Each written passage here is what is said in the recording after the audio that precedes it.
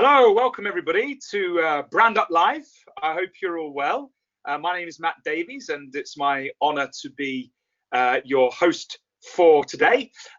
Just a bit of housekeeping before I introduce our very special guest. First of all, what is BrandUP? Well, it was going to be a brand strategy conference, which we were, myself and kind of fellow co-conspirator Steve Whittle, were planning on putting on in July, actually, this year. It's turned out not to be quite the best year to begin kind of a conference, even if it is the only kind of brand strategy conference in the Midlands, UK. So what we've had to do is we've had to postpone that, and I'm pleased to announce that the new date is February the 19th, 2021. So I'm hoping you can join us there. If you did buy tickets, they're all still relevant.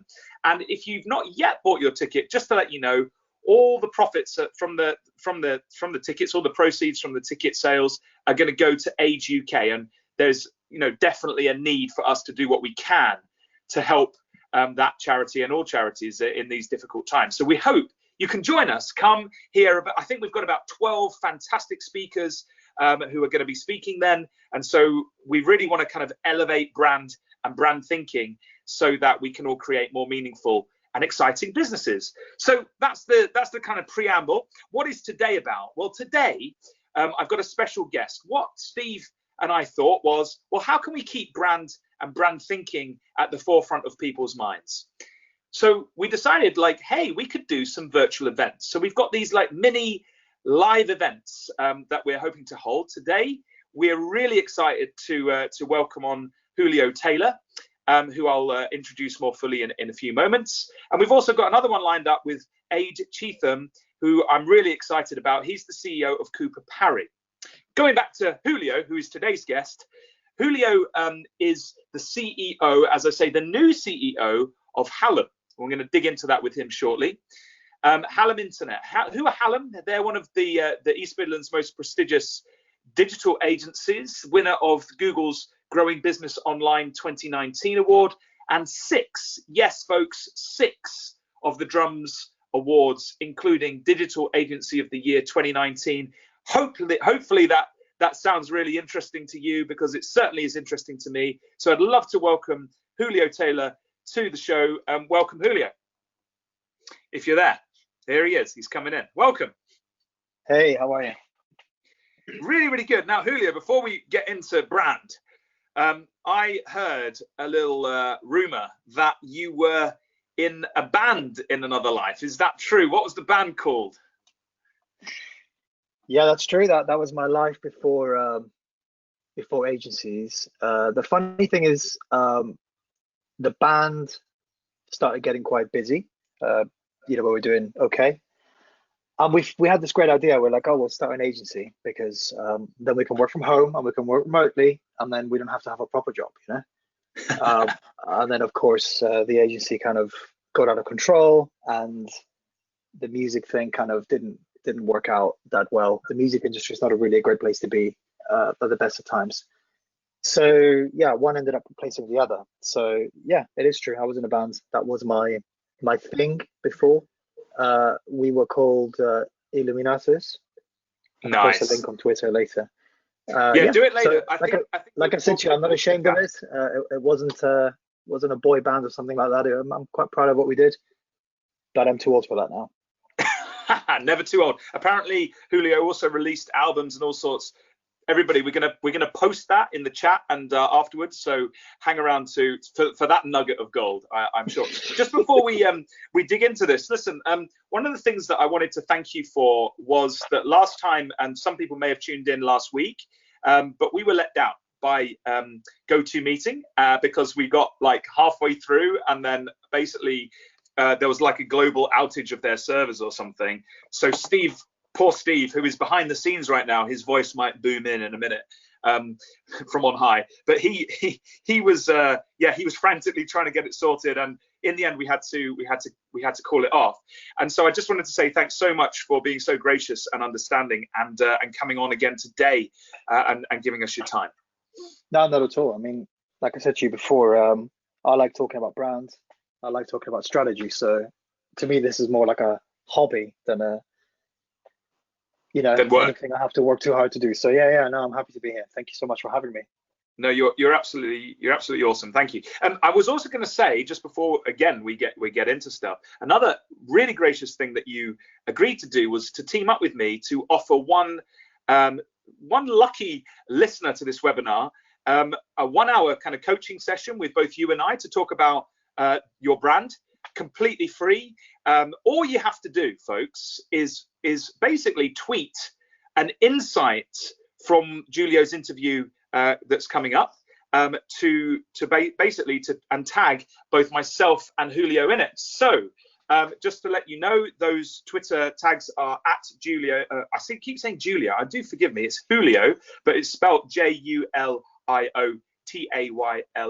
So I've been called worse. Don't worry about it. That's Julio's Twitter handle, and mine is at Mr. Matt Davies, Davies. So if you tag both of us in your tweet, if you could let us know the insight you find valuable and kind of the reason why you find that valuable, we are going to choose our favorite after the show, and we'll let you know today, and then we'll book something in with you. So thanks so much as well for that. No, not at all. That sounds great. I can't wait. Right, let's get cracking. So without further ado, I'm gonna kind of ask you a couple of sort of basic questions. I always like to start with the question of definitions. As we did this last time, but it's kind of worth recapping for those that weren't in last week's session.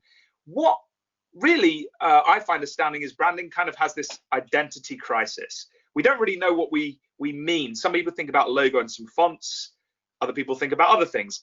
So first of all, how do you see brand? How do you define brand? What would you what language would you use to describe what that means? We should probably start by a little bit of disclosure that we probably don't remember what we said last time. Some people said it was really good. We started really well, but we're trying to figure out what we actually said. It might be different this time. Yeah, I mean, brand. Like we said last week, brand is a strange word because it can mean so many things that it actually almost can become meaningless. Like it can be your logo, it can be your colors, it can be your strapline, your name, it can be all those different things. I actually consider all those things just to be identity, which is only a small subset of brand. I think brand is everything a company does in order to be remembered and memorable and meaningful in a way that your competitors are not. So I would say even your reputation for reliability, like for example, GoToMeeting's failure last week, I think your brand needs and suffers or gains from things like that. And it's actually a combination of everything, which is why it's such a complex issue that actually needs to be spoken about. It's not like just that we enjoy talking about it. You have to talk about it because otherwise it becomes some sort of hollow collection of color and fonts and things like that, which are really, that's not brand. No, I agree. I sometimes use the definition that brand is the meaning people attach to you, and branding, which is the game that I'm in as a solo consultant, and you're in as, or at least you were in, and I'm sure you still dabble in, from an agency perspective, is the attempt to manage that meaning, right? So that's what branding, that's how I see it. And I know we're really synced on how we view brand. Let me ask you another question, because Hallam are obviously one of the biggest digital marketing agencies in the region. How do you sort of see the difference then between brand and marketing? And do you have any sort of thoughts on the definition of both of those? Yeah, that's a great question, and actually that's quite a big talking point at it's a big talking point at Hallam at the moment, because I've been speaking in my previous role as creative director. I often spoke about the sort of lost art of advertising and the lost art of marketing. When it comes to digital, we became very focused on the numbers, the performance, the metrics, and we began to lose sight of what actually makes marketing and advertising compelling. And often that is brands, actually. And if you go back to the old days of advertising, where you had to buy a billboard or you had to buy, an advertising spot in the underground, for example, the amount of thought and consideration and detail that had to go into creating a piece of advertising so that it was meaningful and impactful in the days when it couldn't be easily measured, I think that art has been lost. And because everything's so accessible, it's so easy to push an ad out, I think we've fallen victim of losing sight of what makes advertising compelling. And I think the path that we're on at the moment, our Hallam brand is the backbone of digital, whichever channel it is we're working on. And I think agencies have been guilty of losing sight of the balance between what we call persuasion and precision. Those two elements are the underpinning ingredients of how we work at Hallam. And our path now is to reunite or reunify those two things together to create something that's properly combined. And that is easier said than done. I think we've gone so far down the path of precision for the sake of it that I think we have to rediscover what makes marketing emotive and memorable. I love that. Like, how do we persuade people that our brand is right for them, right? Or not right for them, I guess, as one of the things. I mean, it's just as okay to be not a good fit as it is to be a good fit. I know that scares the heck out of most business people when you talk like that, but that's the truth, right? You don't want the wrong type of customer. So having a strategy, having a thought, having an alignment around what that looks like has got to be a real kind of high up point in the agenda, right? So yeah, no, I think that makes a huge amount of sense. I know you at Hallam, and I know you were previously the creative director. By the way, congratulations on your recent appointment as the CEO. Oh, thank you. I know last week I was the first person to interview in this new capacity. I hope yes, yeah. We've still got it. It's still here, folks. We still have that accolade.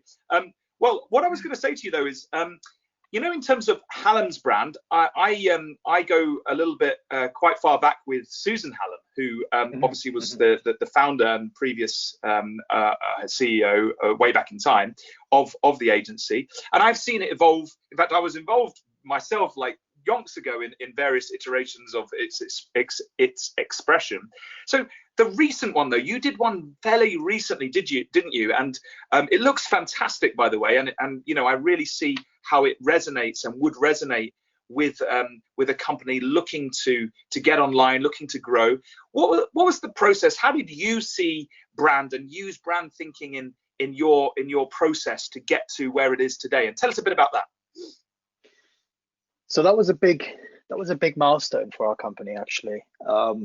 You know, choosing to rebrand something that's been going at the time 18 years. It had been established. It's a big thing to do, and that iteration of the brand that we replaced had been around, I believe, for at least 10 years, or probably longer before that, probably longer actually. There was a few different reasons why we did it. One is, as you know, Hallam and the agency that I founded merged in 2017. So we felt it was really important for us to find a new common identity that reflected where we were at the time and what we were trying to do.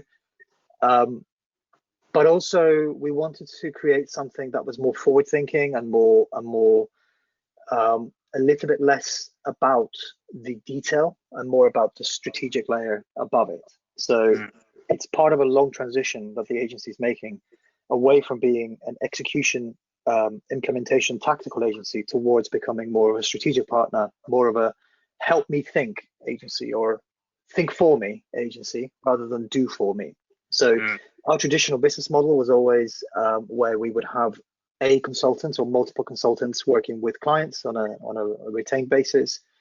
We are now evolving into a model where we've got proprietary frameworks, primary research mechanisms, and technologies that allow us to position ourselves as strategic partners with bigger teams and deeper impact. So we felt such a deep change in the way that we work, or the way we were intending to work, needed a deeper change in the way that we look and the way that we feel when you come across the company. Now, the second part of your question, which is what was the process? Actually, and you'll know this yourself, Matt, it's impossible to do your own brand work. It's a nightmare. It's like doing your own appendix operation, which I know one guy did once, but it's not easy. So we ended up getting another company, another agency to come and do it. It was painful, some of it, as you know. before you can build a brand, you have to uncover things that maybe you don't particularly enjoy about your own company, so you can choose which parts you need to rebuild.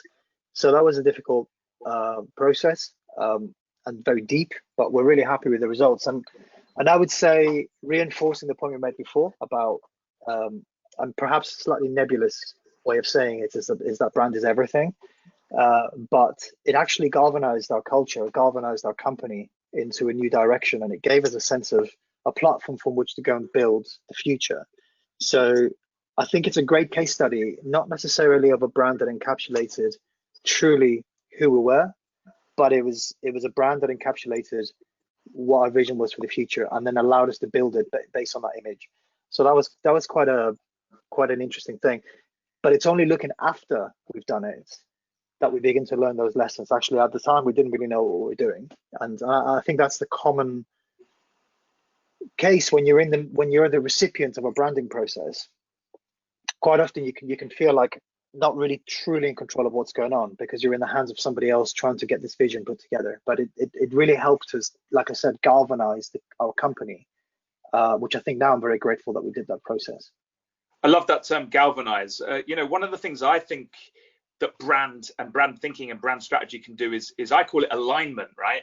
So you can agree as a leadership team where we want to go. And as you say, that's kind of scary, because, you're not there yet, right? And so you kind of have to have this leap of faith, like everybody hold hands in the boardroom and we're just going to jump now and hope that we land somewhere. Well, it's kind of more than that. Obviously, it should be based on good research, should be based on great thinking and customer insights.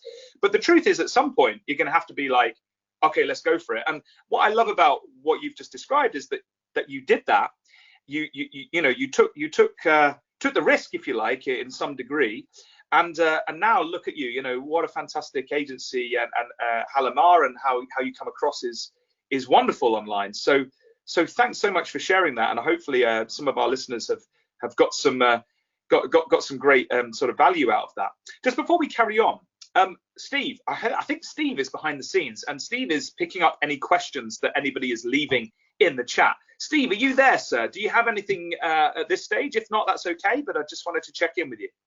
Yeah, we have a couple of questions. John is trying to get ahead of the game. He messaged straight away and said, I'll tweet to win, but what's your most insightful thing that you've ever learned about brand? Oof. I'll throw that one at you, Julio. Yeah. The most insightful thing ever. You're the brand guy. The most insightful thing I've ever learned about brands. The last thing is the logo. It's the least important thing. Oh, that's good. That's what I think it is.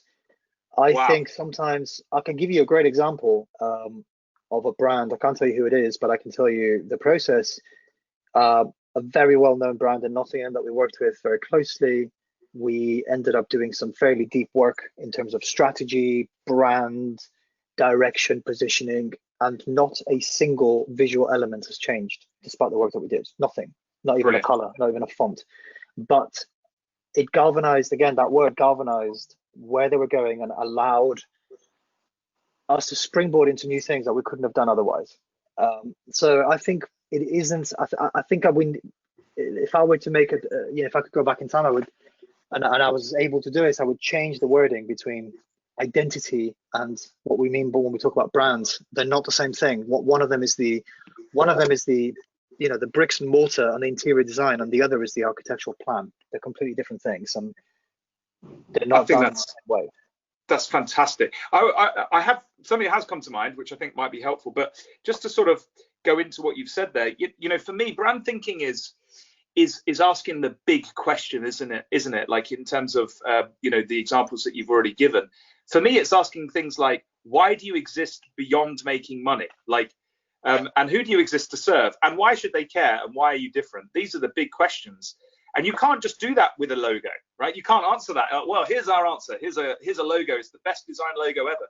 Really? Well, that's great for you, but like, actually, is that going to actually change your business? Is that going to solve your problem? No, it isn't. What's going to solve your problem is strategic alignment. So the biggest insight I think I came across was one of my mentors is a guy from Silicon Valley called Marty Neumeier. He's a brilliant author. I can point you in his direction if anyone's interested. He's written loads of brand stuff, and I've been lucky enough to be coached by him. And he said this, and this is really cool. A brand is not what you say it is, it's what they say it is.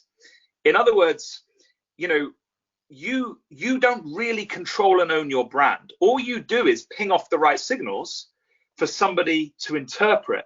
Yeah. And that's what you've been talking about, Julio. It's kind of like you've got to jump into that future, ping off the right signals with good research, with good thinking involved there, in order to kind of move your business forward.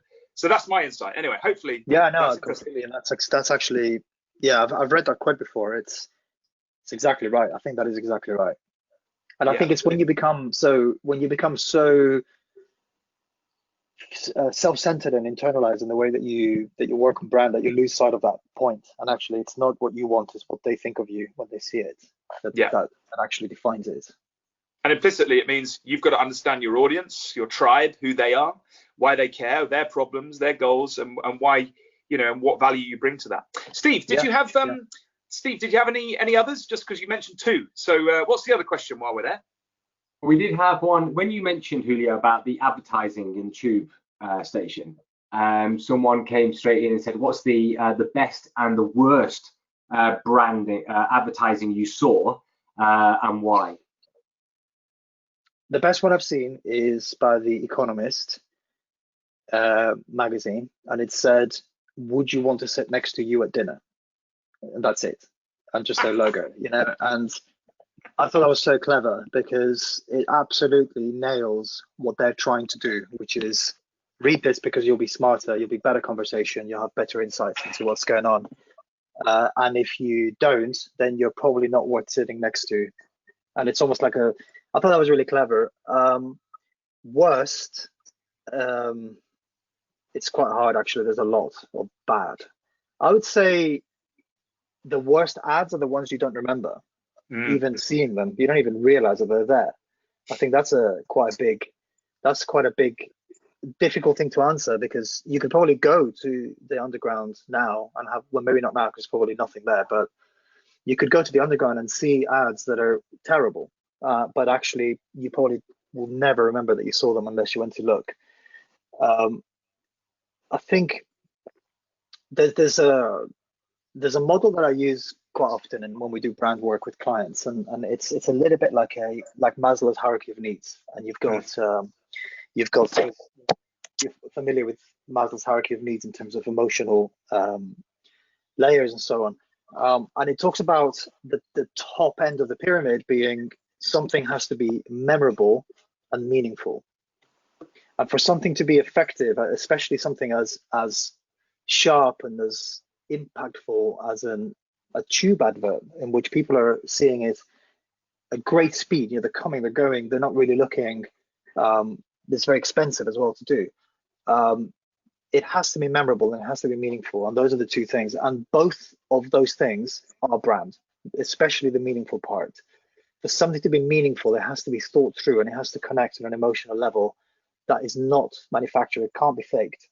It has to be real. It has to be. And that emotion could be many things. So, clients often say to me, we have a lot of clients in B2B, for example, and they'll say to me, how can we make ourselves emotive? You know, like we are a pipe company or an engine company or whatever. Everything can be emotive. The emotion can vary. Emotional doesn't mean that you're going to cry when you see it, or that you're going to be in love when you see it. It can also mean that you feel reassured, or that you feel it's cheap, or you feel it's reliable. And that's also a feeling, and it's also an emotion, right? I would say Ryanair's brand is emotive in the sense that it makes you feel like it's the best value you can get, even though it's not quite often. So Apple is another one, right? Apple are very good at making you feel like whatever you're about to buy is the greatest thing ever designed, ever, even though that's objectively not the case. And I say that as somebody who buys all their stuff. So, you know, so I would say, I don't know where I was going with that, but I was basically emotive and memorable are the two attributes that every useful piece of advertising should have.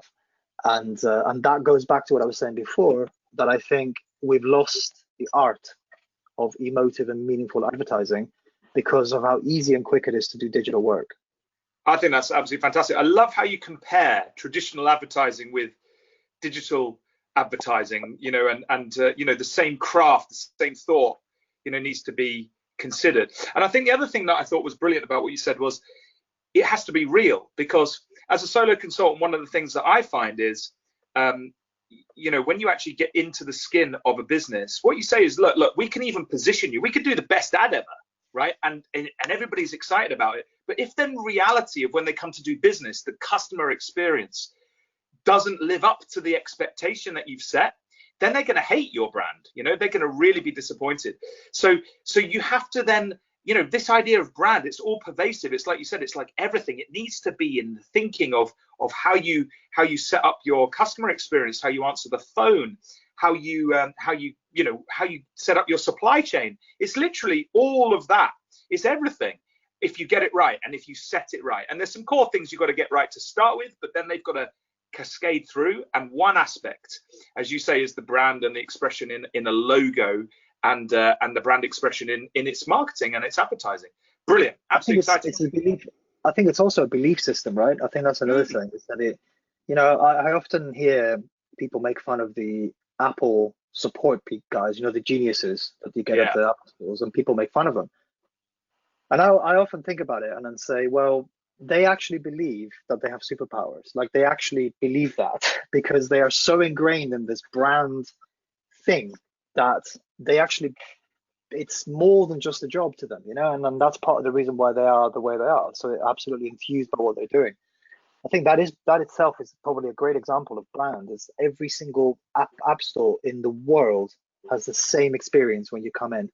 And that is not by accident. That is a careful calculation of every single element of the brand is executed to absolute perfection. Yeah. Definitely exciting. Yeah, it's within and without. It's the whole thing.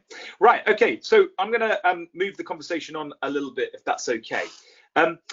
So just kind of moving into this idea now of, you know, Hallam's clients, right? And how you would approach projects and brand for your clients. And I guess really, maybe we could throw this into the mix as well, particularly in the context of the problems that we're facing as a society at the moment, you know, with the COVID outbreak, which we're sort of talking in the middle of. Like, maybe we could mix all that round together. Like, how do you kind of go about beginning to think about brand in the context of today and the challenges customers are facing right now? Got any thoughts on that? I have a lot of thoughts on that. I bet. It's probably good for me to go back a little bit to two fundamental points that I think set the scene for today. Okay. Today has been COVID, not just this meeting. One, I think, is the fact that we live, and I've been speaking about this for 2 years now. We live in a very special era in which digital natives are now your primary decision maker. Millennials now form the majority of buyers in terms of demographics.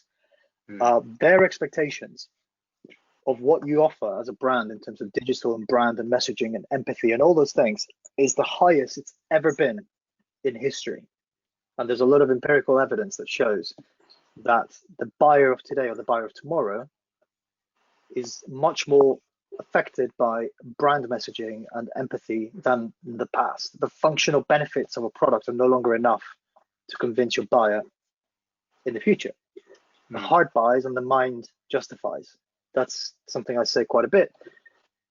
That's one thing. So the expectations, and that expectation is set by the fact that you can pick up your phone and in this thing, there are some of the greatest user experiences ever created are all in here. Netflix, YouTube, whatever. There's never been, that is the pinnacle of design as we know it in terms of digital experience.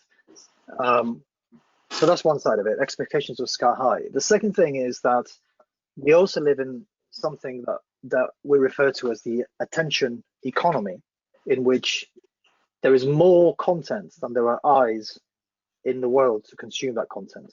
That means that in order to make a mark in that economy, the currency of that economy is actually attention and empathy and design and brand and messaging and making something memorable. In the space of one Instagram session, you might scroll across 1,000 posts, of which 15% might be ads, you've probably scrolled over tens of thousands of pounds of advertising spend on a daily basis, and you don't even realize you've done it. And that means that in the attention economy, the currency that you have to capitalize on is empathy. It's attention, it's messaging. It's that one little silver bullet that's going to make the difference between an ad being ignored or an ad being noticed. So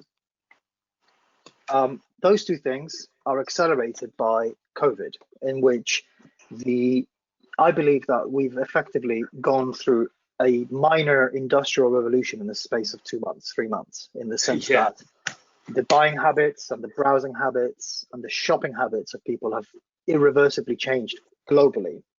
There are billions of people who haven't left their homes for months, billions, literally. They are now primarily online shoppers. They're primarily consumers of media in a massively irreversible trend that is here to stay.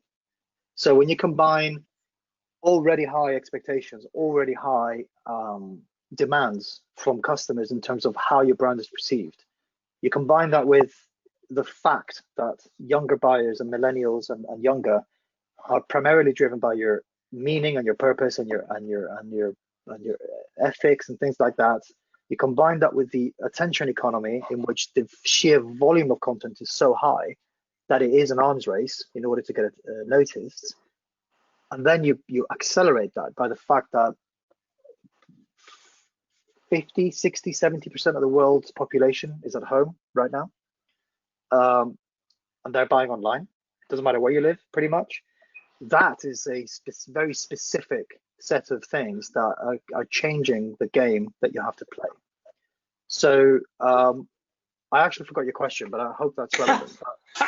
No, absolutely. I think you were laying the foundation, because what I was sort of getting to was how can what are you sort of talking to your clients about at Hallam around their brands in the context that you've just sort of explained? And by the way, knowledge bombs going off all over the place. I love the way that you explained that so succinctly in terms of the impact that this is having on business and the landscape that we're now operating in. I think that's it's almost mind-blowing when you take a step back and you think about it like that. So thanks for that. Yeah, so yes, what are your thoughts? It is. I mean, everything I'm saying, I haven't invented any of it. I wish I had. This is all stuff that I'm hearing from a lot of places. So back to our approach to that. Our approach is there's two things. One is our job is to synthesize that information into something clear that people understand. Kind of like I'm doing now. Our job is to synthesize that stuff into actionable strategies that you can use. And secondly, I believe that brand is not a product. It is the backbone to everything else that we do. So I don't think there's a single product or service that you can launch today that doesn't rely on brand for it to be successful. I was listening to an amazing podcast called How Stuff Works. Oh yeah. Stuff you should know. Sorry, it's a different one. Stuff you should know.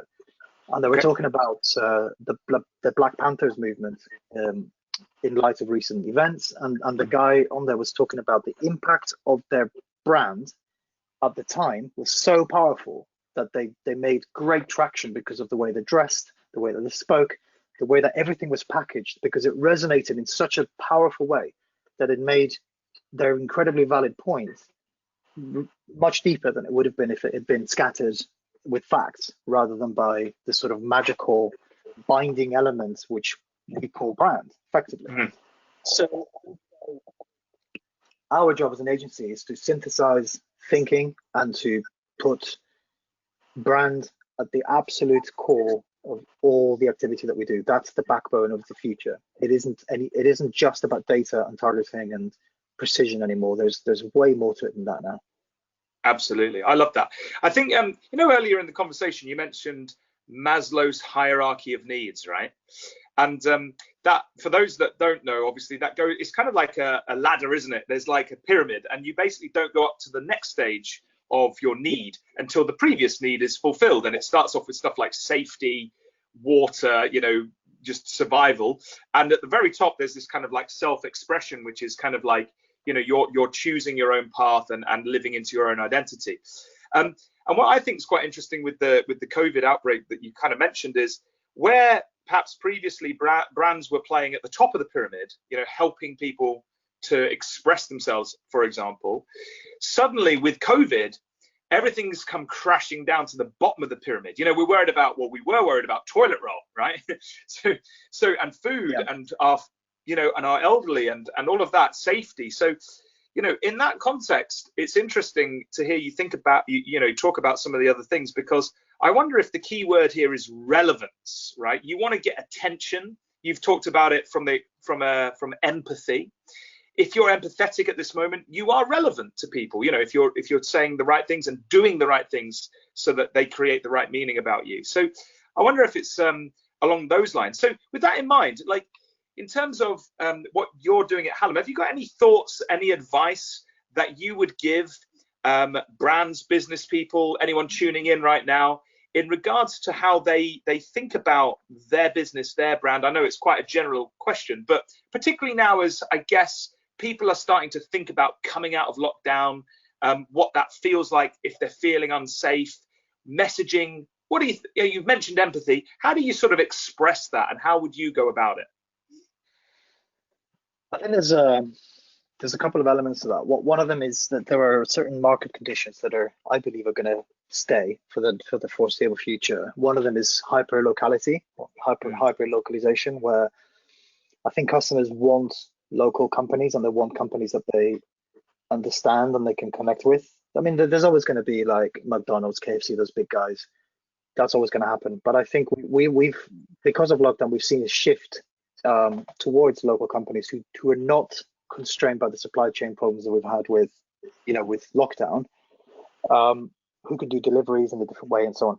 But also, I think in terms of how you position your brand, apart from really capitalizing on some of the local opportunities, I think being purposeful and meaningful, I think that's really what it is. And then it doesn't mean that you're on some like noble course to change the world, but it means that it means something. Like, I don't really know how to explain it, but you can't simply just describe what you do with a bullet point list of its benefits and expect that to be enough. It simply isn't ever going to cut it anymore.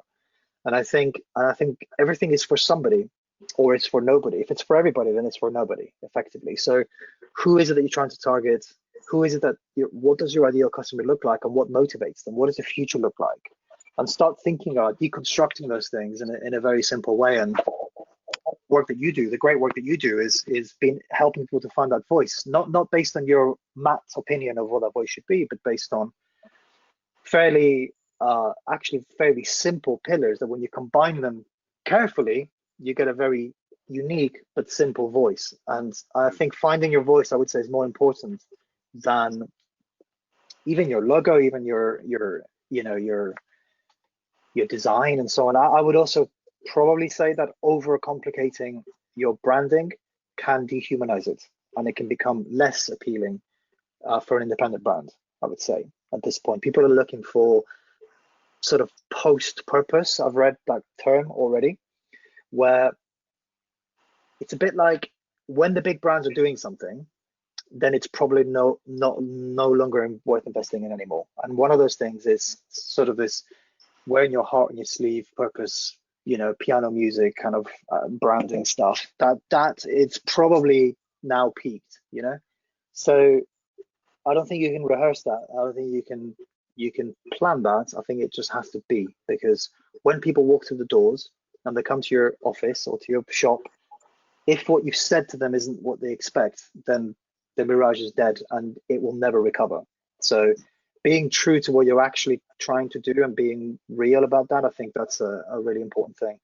But most importantly, that you do have a brand, and that doesn't mean complicated brand strategy or any of that stuff. It means that you have something that you can explain in one sentence that is a reason to exist, that you have this sort of elevator pitch that is understandable at the outset, so you don't have to explain it. That's absolutely fantastic. I would 100% agree with everything you've just said.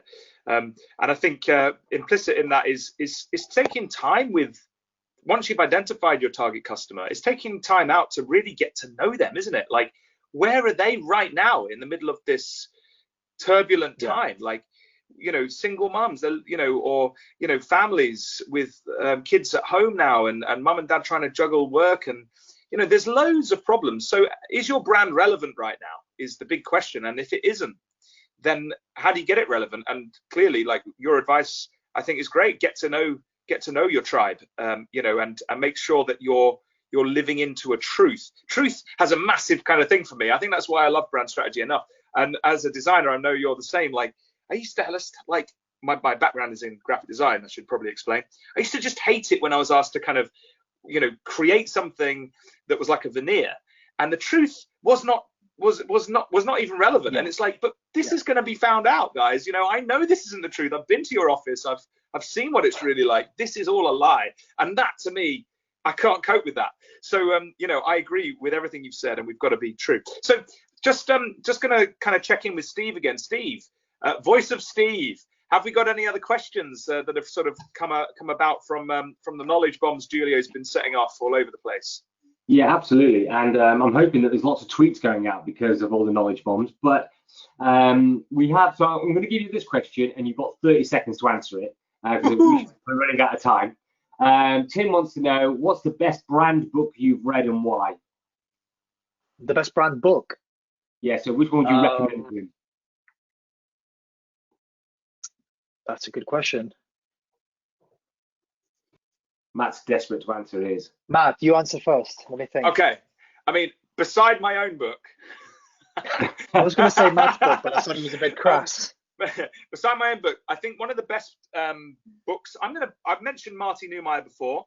If you love a good read, like a business thriller that explains everything that Julio has been talking about and I've been talking about, but puts it in the context of actual real life, there's a great book called Scramble by Marty Neumeier. And it's kind of like a business thriller. So there's like a CEO, there's a board, and the board basically say to the CEO, unless you turn this company around within X amount of weeks, we're going to close the company down. So the pressure's on. And so what he then has to do is reimagine the whole company from top to bottom. And he uses the CEO agile swarming sessions and workshops and all the stuff that I love and champion. So if you want a great thriller read, but learn brand strategy accidentally, as it were, as you go through, definitely check out Marty Neumeier on Scramble. That's what I would say. There were two books that are not brand theory books but I learned most of my interest was based on that. One of them was a book called Googled, The End of the World as We Know It, and it's basically effectively it's a story, the story of the early days of Google, which is a great example of where brands and the mission that they had just framed absolutely everything that they did. And another one is the Steve Jobs autobiography that was co-written. Again, the amount of energy that was placed into the purpose and the reason rather than the outcomes of what they did is really quite inspiring, and it really reinforces my philosophy, which is that brand is a vital organ. It's not a product. It's the backbone. It's a nervous system of everything else that you do.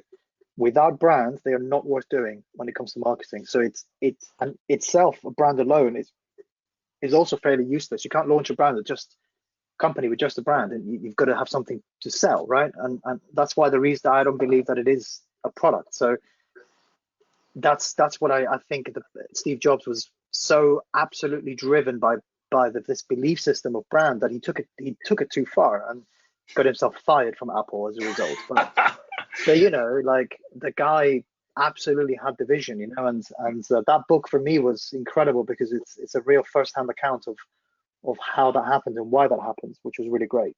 I think that's brilliant. I think, yeah, Steve Jobs was kind of like he epitomized putting brand in the boardroom, right? Brand, you know, shouldn't be just tucked underneath marketing. As you pointed out, it kind of needs to be raised right up to the top so that all the business elements, including marketing, including the expression of the brand, but also HR and operations and you know, and recruitment and all of the other stuff, the operations of the business kind of need to feed off of it. That's what I believe. That's why Steve and I have started, you know, BrandUP as a conference, and why I believe that it's it's been as popular as it has, even though we haven't even been able to have the conference yet. So yeah, no, 100%. And I think they're great. They're great tips. Steve, have we got anything else? You've got a couple of great ones in. You were talking before about how important the brand is and taking things to market. His first name is G, so let's call him that.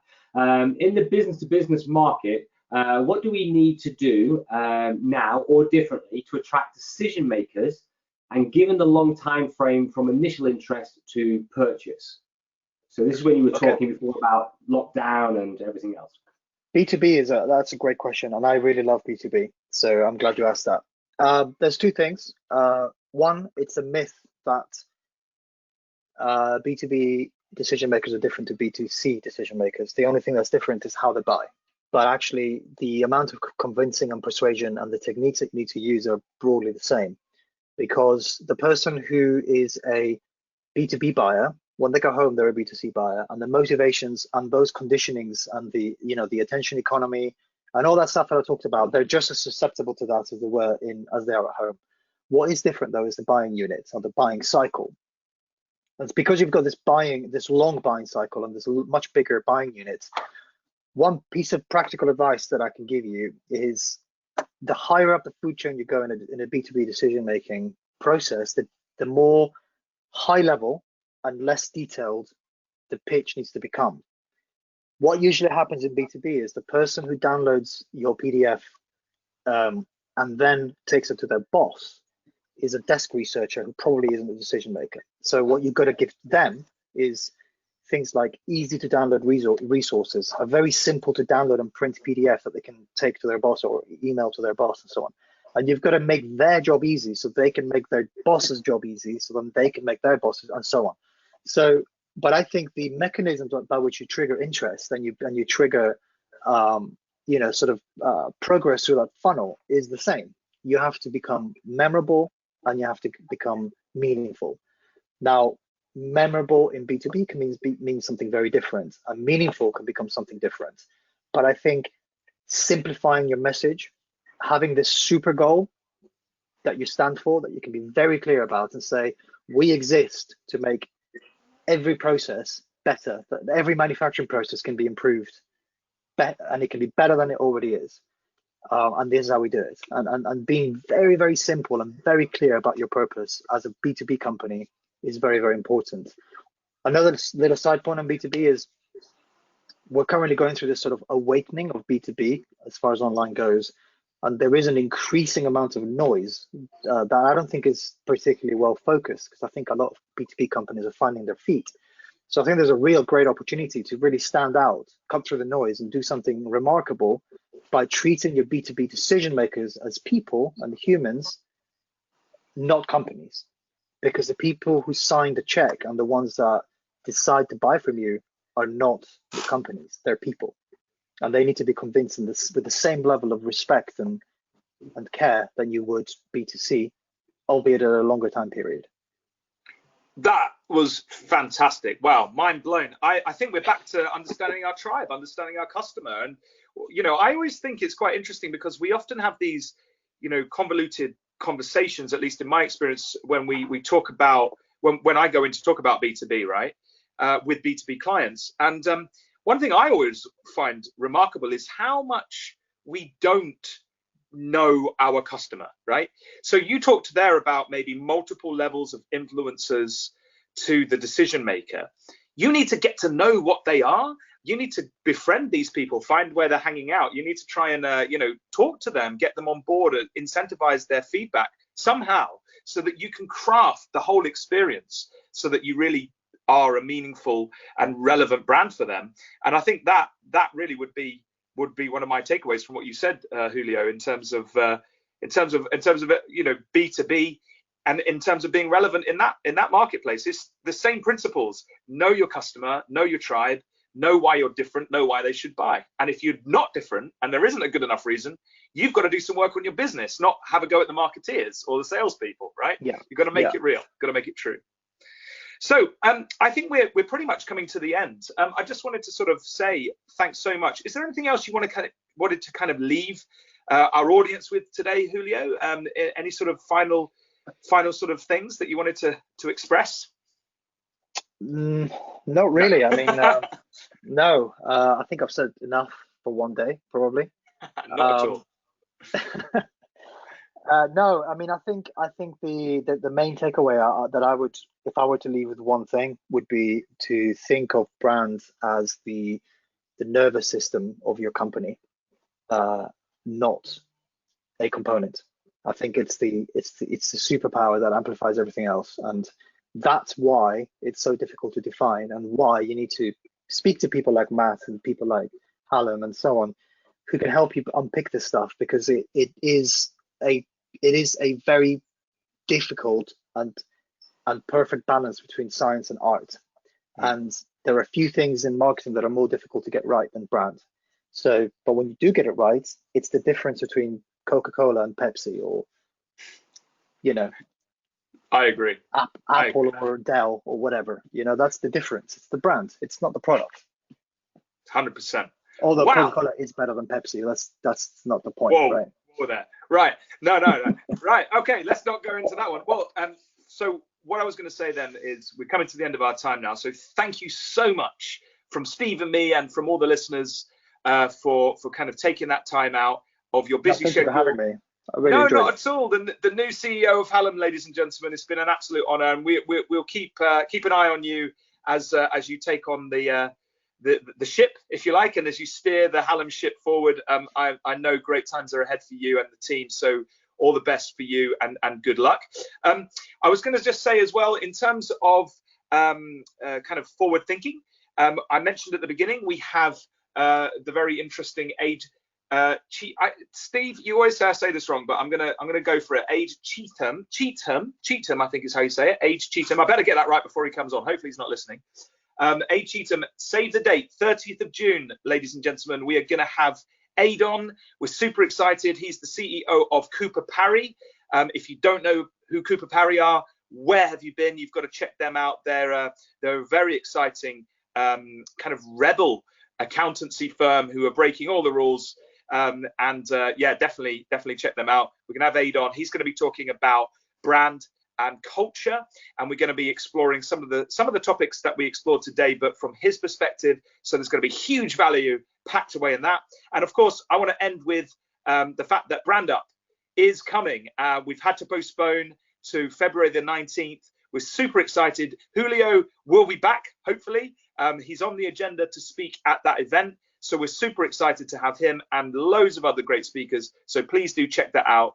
And I look forward to seeing you there. All the best, then. Thank you very much for joining our webinar today, and see you again in the future. All the best. Bye.